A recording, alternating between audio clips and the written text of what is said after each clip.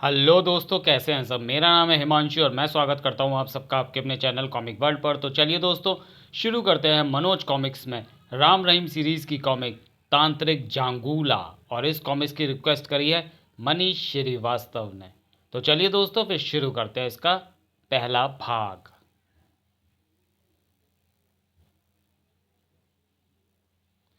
तांत्रिक जांगूला, लेखक अशीत चटर्जी, चित्रांकन Kadam studio, double secret agent 001/2 Ram Rahim series. Rahul के दादाजी भारत भ्रमण करके 10 साल बाद घर लौटे थे। इसी खुशी में राहुल ने अपने सभी दोस्तों को दावत पर बुला रखा था। राम रहीम भी इस दावत में शामिल थे। खाने का दौर समाप्त होने पर, बच्चों, आज मैं तुम लोगों को एक चमत्कार दिखाना चाहता हूँ। इतना कह दादाजी ने बगल में दबा बॉक्स एक टेबल पर रख दिया। फिर बोले, ये मेरे वर्षों के भ्रमण का फल है। एक महान तांत्रिक ने मेरी सेवा से खुश होकर यह बॉक्स मुझे तोहफे के रूप में दिया है। इसे अंग्रेजी में प्लेन चिट कहते हैं। हम इसके द्वारा किसी भी मृत व्यक्ति की आत्मा को यह बुला सकते हैं और उसके बारे में सारी जानकारी हासिल कर सकते हैं।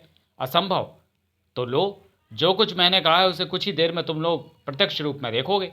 इतना कह दादाजी ने बॉक्स का ढक्कन हटाया और उसमें रखी प्लेट पर एक धागे से बंधी पेंसिल से कुछ लिखने लगे। थोड़ी देर बाद अचानक हॉल की खिड़की झटके से खुल गई और दूसरे ही पल कमरे का प्रकाश गुल हो गया। सभी चौंक उठे। ओह, यह अंधेरा कैसे हो गया? घबराओ नहीं बच्चों, निकट ही भटक रही कोई आत्मा इस हॉल में दाखिल हो चुकी है। तभी, मुझे तुमने क्यों बुलाया है? मुझे जाने दो। तुम्हारा नाम क्या है? मेरा नामकरण नहीं हुआ था। ओह, इतनी बाल अवस्था में ही तुम्हारी मृत्यु कैसे हो गई थी? मेरी मृत्यु नहीं हुई थी, मेरी हत्या हुई थी। कौन है वह दुष्ट जिसने तुम्हारी हत्या की थी? मेरा हत्यारा तुम्हारा समाज है। तुम सब भी मेरे हत्यारो। मैं किसी को माफ़ नहीं करूंगा। क्या हुआ था तुम्हारे साथ? ये एक दर्दनाक कहानी है। तुम जानना चाहते हो तो सुनो। मेरी माँ मारिया प्यार में अंधी होकर कुंवारेपन में ही माँ बन गई थी। उसके प्रेमी डार्विन ने उसे अपनाने से इनकार कर दिया था। अतः इस समाज और लोगों के तानों के डर से मेरी माँ ने मुझे जन्म देने के 4 घंटे बाद ही मुझे गटर में फेंक दिया था। वाह वाह, मुझे माफ़ कर देना मेरे बच्चे, मैं मजबूर हूँ। उस सूखे गटर में मौजूद भूखे जंगली चूहे मुझ पर टूट पड़े। वाह वाह, जल्द ही चूहों ने मेरा जिस्म का सारा मांस नोच लिया। अब तुम ही बताओ, मेरा क्या कसूर था? मुझे इतनी दर्दनाक मौत क्यों दी गई? मुझे तुम्हारी मौत का अफसोस है। तुम्हारी हत्या करने वाले तुम्हारे माता पिता को कानून ज़रूर सजा देगा।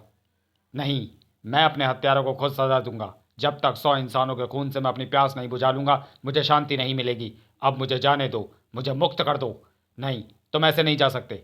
बदले की आग ने तुम्हें शैतान बना दिया है। अतः जाने से पहले तुम्हें वचन देना होगा कि तुम किसी से बदला नहीं लोगे। अब यह वचन दोनों देना मेरे बस की बात नहीं। मुझे जाने दो। नहीं, अगर तुम अपनी जिद पर अड़े रहे तो यहाँ मौजूद लड़कों को भयानक परिणाम भुगतने पड़ेंगे। हा हा हा हा हा हा हा। बालक का बेबस रूप देख सभी लड़के भय से चीख उठे। ये तो ड्रैकुला है, भागो वरना हम सबको मार डालेगा। राम भैया, चलो हम भी फूट लें। चुपचाप खड़े रहो रहीम, अगर मौत आएगी तो भागकर भी हम उससे पीछा नहीं छुड़वा पाएंगे। फिर इससे पहले कि लड़के खुले दरवाजे तक पहुंचते, दरवाज़ा बंद हो गया। साथ ही हॉल की खिड़की भी बंद हो गई थी। ठाक! ओह, दरवाज़ा तो बंद हो गया। अब क्या होगा? हम सबके सब मारे जाएंगे। आओ दरवाज़ा तोड़ दें। दूसरे ही पल सब लड़के मिलकर दरवाजे पर जोर आजमाने लगे थे। उधर राम दादाजी से बोला, दादाजी, बालक की आत्मा को जाने दीजिए, उससे उलझना ठीक नहीं होगा। शायद तुम ठीक कहते हो। तत्पश्चात दादाजी ने बालक की आत्मा को जाने की इजाज़त दे दी। इजाज़त मिलते ही दूसरे ही पल छनाक, बालक की आत्मा के जाते ही हॉल फिर प्रकाश से जगमगा उठा। राहुल अपने हवासों पर काबू पाते हुए बोला, ओ दादाजी, मेरी तो जान ही सूख गई थी। ऐसा लगता है जैसे हमने कोई भयानक सपना देखा हो। लेकिन यह सपना नहीं, हकीकत थी। आत्मा अमर होती है बच्चों। शरीर नष्ट हो जाता है लेकिन आत्मा जिंदा रहती है।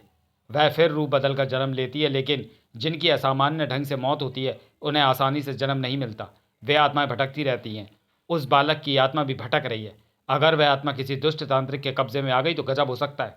तंत्र विद्या से सिद्धि हासिल करने के लिए तांत्रिक अधिकतर शिशु का कपाल और हड्डियों का प्रयोग करते हैं। लेकिन शिशु की हड्डियों का एवं कपाल का ही प्रयोग क्यों किया जाता है दादाजी? तांत्रिकों का यह मानना है कि नवजात शिशु के दिमाग में पिछले कई जन्मों की यादें सुरक्षित रहती है। तुमने देखा होगा, शिशु अक्सर खुद ही रोते हैं और खुद ही मुस्कुराने लगते हैं, और ऐसा वे पिछले जन्म की यादों के कारण ही करते हैं। इसलिए वह शिशु की आत्मा को ज़्यादा शक्तिशाली एवं कार्यकारी समझते हैं। ओह, ये तो आपने हमें बड़ी अजीब बातें बताई हैं। पर आपने हमें जो चमत्कार दिखाया है उससे हम दूर से ही नमस्कार करते हैं। रहीम की बात सुन सभी हंस पड़े। थोड़ी देर बाद जब दादाजी अपना बॉक्स उठाकर वहां से चले गए तो राम रहीम ने भी राहुल से विदा ली और वहां से चल पड़े। लगभग 1.5 घंटे के सफर के बाद राम रहीम एक सुनसान इलाके से गुजर रहे थे कि तभी, ओह, कौन हो सकता है वह? कौन? लेकिन इससे पहले कि राम रहीम के प्रश्न का उत्तर देता, अचानक मोटरसाइकिल का इंजन बंद हो गया। क्या हुआ? तुमने गाड़ी क्यों रोक दी? खुद ही रुक गई, लगता है इंजन में कोई खराबी आ गई है। तत्पश्चात मोटरसाइकिल का अच्छी तरह मुआयना करने के बाद कहीं कोई खराबी नजर नहीं आ रही है, पेट्रोल भी काफ़ी है। फिर गाड़ी अचानक बंद क्यों हो गई? चलो फिर स्टार्ट करके देखो। राम ने गाड़ी स्टार्ट करने की कोशिश की, परंतु सफलता नहीं मिली। तभी अचानक रहीम को कुछ याद आया और वो बोला, राम, तुम यहाँ किसी के होने की बात कर रहे थे, पर मुझे तो आसपास कोई नज़र नहीं आ रहा। मैंने उसे सड़क पर खड़े देखा था, पता नहीं अब कहाँ चला गया। ज़रूर तुमने किसी भूत को देखा था। अब क्या करें? इतनी रात गए सुनसान इलाके में कोई दूसरी सवारी मिलनी भी मुश्किल है। लगता है रात हमें इसी वीराने में गुजारनी पड़ेगी। मारे गए।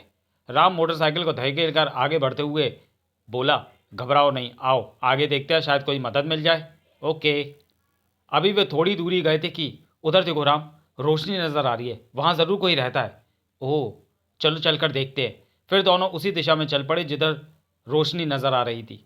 कच्चे रास्ते से होते हुए जब राम रहीम रोशनी के करीब पहुंचे, धत तेरे की, ये तो कोई पुराना मंदिर है, हम यहाँ खामा खा आए। अब जब आ ही गए हैं तो क्यों ना रात यहीं गुजारी जाए। फिर मोटरसाइकिल वहीं स्टैंड पर खड़ी कर राम रहीम से बोला, आओ अंदर चलकर देखते हैं, शायद कोई अंदर हो। इतनी रात गए यहाँ कौन बेवकूफ़ बैठा होगा। चलकर देखने में क्या हर्ज है, जैसी तुम्हारी मर्जी। मंदिर में कदम रखते ही गम गम गम। यह मंदिर के अंदर से कैसी आवाज़ उभर रही है राम? लगता है मंदिर का पुजारी मंत्र साधना में लीन है। शुक्र है भगवान का यहाँ कोई तो मौजूद है। पुजारी बाबा हमारी मदद ज़रूर करेंगे। कहने के साथ ही राम आगे बढ़ गया। रहीम ने खामोशी से उसका अनुसरण किया, लेकिन मंदिर के कक्ष में कदम रखते ही राम रहीम सकते किसी हालत में रह गए। गम गम गम। ओह। फिर अचानक साधु ने त्रिशूल तान लिया। उसका इरादा भांप राम गर्ज उठा। ठहरो साधु बाबा, तुम ये अनर्थ मत करो। राम के शब्द सुन साधु चौंकते हुए मुड़ा और बोला, कौन हो तुम लोग और यहाँ क्यों आए हो? यह तो अच्छा हुआ कि हम सही वक्त पर आ गए, वरना तुम तो उस मासूम बालक की हत्या कर चुके होते। तुम साधु हो या शैतान? खामोश लड़के, मेरे कार में बांधा डालकर तुम लोगों ने अच्छा नहीं किया, और जिसे तुम बालक समझ रहे हो वास्तव में शैतान है। बड़ी ही मुश्किल से ये मेरे काबू में आया है। इससे पहले कि यह शैतान जाग उठे, इसे खत्म करना जरूरी है। बंद करो अपनी बकवास। हम तुम्हें बालक का अपहरण करके उसकी हत्या करने की कोशिश के जुर्म की सजा दिलवा कर रहेंगे। मूर्खता मत करो लड़कों, मैं कोई अपराध नहीं कर रहा हूँ। मेरी बात मानो और तुरंत यहाँ से चले जाओ। इतना कह साधु मुड़ा और उसने बालक पर फिर त्रिशूल तान दिया, किंतु इससे पहले कि वह त्रिशूल बालक के सीने में घोंप पाता, ठक आह! फिर खबरदार, अब कोई हरकत की तो सीधे जहन्नुम पहुंच जाओगे। ओह। तभी मूर्ति के पीछे से काला लवादा पहने एक भयानक आदमी प्रकट हुआ। उस पर नजर पड़ते ही रहीम चीखा, कौन हो तुम? वह तांत्रिक शरीर का भयानक आदमी आगे बढ़ा और वेदी पर लेटे बालक उठाकर दौड़ पड़ा। रहीम उसके पीछे लपकता हुआ गरजा, रुक जाओ पाखंडी! पर वह रुका नहीं और दौड़ता हुआ मंदिर के कक्ष से बाहर निकल गया। तभी रहीम छलांग लगाकर उसके ऊपर आ गिरा। ठप आ! उधर साधु राम को चेतावनी देते हुए बोला, मूर्ख लड़के, मेरी फिक्र छोड़ और अपने साथी की मदद कर। जांगुला मेरा साथी नहीं बल्कि शैतान का सेवक है। मैं सन्यासी सत्यानंद हूं, मेरी बात मानो। वह तभी रहीम की दर्दनाक चीख उन्हें सुनाई दी, राम! ओह, तुम्हारे साथी का जीवन खतरे में है। अगले पल, आओ मेरे साथ। राम मंत्र मुग्धता साधु के पीछे चल पड़ा। उधर पुराने मंदिर के बाहर जांगुला के गिरते ही उसके हाथों में थमा शिशु उछलकर रहीम के सीने पर जा चढ़ा था। डर के मारे रहीम के मुंह से चीख निकल गई थी, परंतु जल्द ही रहीम अपने आप को संभाल कर शिशु को अपने शरीर से अलग करने की कोशिश करने लगा था। पर शिशु की पकड़ उसे लोहे के शिकंजे के समान प्रतीत हो रही थी। ओह, यह बालक है या शैतान? हा हा हा हा हा हा हा। फिर देखते ही देखते बालक का चेहरा अत्यधिक भयावह उठा। मुझे भूख लगी है, हा हा हा हा हा। ओह! अगले ही पल, बचाओ! लेकिन तभी ठप! ओह! दूसरे ही पल, ओह! तुम ठीक तो हो ना रहीम? हाँ, लेकिन तुम लोगों को पहुंचने में अगर थोड़ी देर और हो जाती तो इस शैतान की जगह मेरी लाश पड़ी होती। हमसे बड़ी भूल हो गई रहीम, पर शुक्र है भगवान का कि आखिरकार इस शैतान का अंत हो ही गया। नहीं बच्चे, तुम फिर भूल कर रहे हो। अंत शैतान का नहीं, उस शरीर का हुआ है जो उसने धारण कर रखा था। वह जल्दी ही फिर एक नए रूप में जन्म लेगा। आखिर ये चक्कर क्या है बाबा? यह वह एक अतृप्त आत्मा है बच्चों। अगर शरीर धारण करते ही उसे समाप्त नहीं किया गया तो न जाने कितनों को अपनी जान के हाथ धोने पड़ेंगे। 1 घंटे पहले ही उसने एक ग्रामीण के यहाँ जन्म लिया था। मैं उस शैतान का अंत कर देता, परंतु तुम लोगों ने यहाँ आकर गड़बड़ कर दी। अगर हमारी मोटरसाइकिल खराब ना हुई होती तो हम यहाँ नहीं आते। तत्पश्चात राम वहाँ तक पहुँचने का सारा वृतांत साधु बाबा को बताने लगा। राम की बात सुनने के बाद, तुमने तांत्रिक जांगुला को ही सड़क पर खड़े देखा होगा। उसने ही अपनी तंत्र शक्ति द्वारा तुम्हारी मोटरसाइकिल में गड़बड़ी पैदा कर दी और तुम्हें यहाँ ले आया। अब क्या होगा बाबा? दोष हमारा है, हमें माफ़ कर दीजिए बाबा। तुम लोग परेशान ना हो, रात बहुत हो चुकी है, अब घर जाओ। लेकिन इस बालक की लाश का क्या होगा? इसका क्रियाक्रम मैं अपने हाथों से करूंगा। इतना कह साधु बाबा ने कोई मंत्र पढ़कर मोटरसाइकिल पर फूंक मारी। तत्पश्चात राम से बोला, गाड़ी स्टार्ट करो बच्चे। जी। फिर राम ने जैसे ही किक मारी, मोटरसाइकिल स्टार्ट हो गई। ये तो कमाल हो गया साधु बाबा। अब देर ना करो बच्चों, घर जाओ, मुझे भी अब जाना होगा। इतना कह साधु ने आगे बढ़कर मृत बालक के सिर से त्रिशूल निकाल लिया और उसे गोद में उठाकर वहां से चल पड़ा। साधु बाबा के नजरों से ओझल होते ही, राम, मुझे तो वह वही बालक लगता है जिससे हम राहुल के घर पर मिल चुके हैं। हाँ, मेरा भी यही विचार है। फिर तो हमें ड्रैकुला बालक की चेतावनी को नष्ट नहीं भूलना चाहिए। वह जरूर अपना बदला लेगा। इससे पहले कि वह निर्दोष लोगों के खून से अपनी प्यास बुझाए, हम उसे खत्म कर देंगे। लेकिन हम उसे ढूंढेंगे कहाँ? हमें कैसे पता चलेगा कि ड्रैकुला बालक कब और कहाँ जन्म ले रहा है? हम तांत्रिक जांगुला के जरिए उस ड्रैकुला बालक तक पहुंच सकते हैं। हमें उसको ढूंढना होगा। यू आर राइट राम, हम कल से ही उसकी तलाश शुरू कर देंगे। तत्पश्चात उनकी मोटरसाइकिल घर की ओर तेजी से उड़ चली। हिमालय की तराई में बसे आदिवासियों के कबीले के सरदार के यहाँ संतान का जन्म होने वाला था। इसी उपलक्ष्य में कबीले में जश्न मनाया जा रहा था। सरदार जिंगारू भी इस जश्न में शरीक था। धुन आका नाका नाका, वाह वाह। अभी जश्न अपने यौवन पर पहुंचा ही था कि अचानक साधु सत्यानंद बाबा वहां पहुंचते ही गरज उठे, बंद करो यह नाच गाना, क्यों अपनी बर्बादी का जश्न मना रहे हो? आदिवासी चौंक कर साधु को घूरने लगे। अपने आनंद में साधु को खलल डालते देख जिंगारू भयानक स्वर में बोला, साधु, अपनी जबान पर काबू रख। क्या तू नहीं जानता आज कई वर्षों बाद हम बाप बनने जा रहे हैं? मूर्ख, तू जिस संतान के आने की खुशी में झूम रहा है, वह तेरी और इस कबीले की बर्बादी लेकर आ रही है। साधु, कहीं तुम्हारा दिमाग तो नहीं फिर गया? इससे पहले कि हम कुछ कर बैठे, तुम हमारी नजरों से दूर हो जा। मैं यहां रहने नहीं आया हूं सरदार, तुझे आने वाले खतरे से सावधान करने आया हूं। तेरे घर में इंसान नहीं, शैतान जन्म लेने वाला है। अगर जन्म होते ही उसका वध नहीं किया गया तो वह सबको मार डालेगा। क्या तुम सच कह रहे हो साधु? सरदार जंगारू को साधु सदानंद की बातों के प्रभाव में आते देख, इस दुष्ट साधु की बातों में माता सरदार, यह तेरे वंश को खत्म करने के इरादे से यहां आया है। यह जरूर तेरा दुश्मन है। मुझ पर भरोसा रख, मैं तेरे घर में तुझ जैसा बहादुर और तेजस्वी पुत्र जन्म लेगा। जय हो गुरुदेव, आपका वचन कभी खाली नहीं जा सकता।